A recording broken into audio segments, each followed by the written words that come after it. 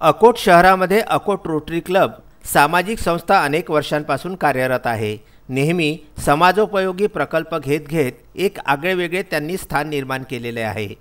कोरोनाच्या जागतिक महामारीमध्ये ऑनलाईन रांगोळी स्पर्धेमार्फत कोरोना जनजागृती, डॉक्टरांकरिता PPE किट वाटप असे अनेक प्रकल्पसुद्धा त्यांनी हाती घेतलेले आहेत।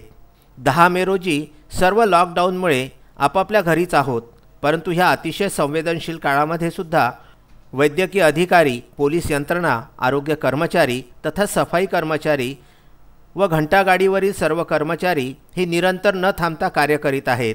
तेव्हा त्यांचा हृदय सत्कार व त्यांना फेस गार्ड, मास्क व हँड ग्लोव्ज आणि सॅनिटायझरचं वाटप तहसीलदार राजेश गुरव, नगराध्यक्ष हरिनारायण माकोडे, कर निरीक्षक जोशी, रोटरीचे अध्यक्ष नंदकिशोर शेगोकार तथा रोटरीचे माजी अध्यक्ष व सदस्य यांच्या हस्ते करण्यात आले।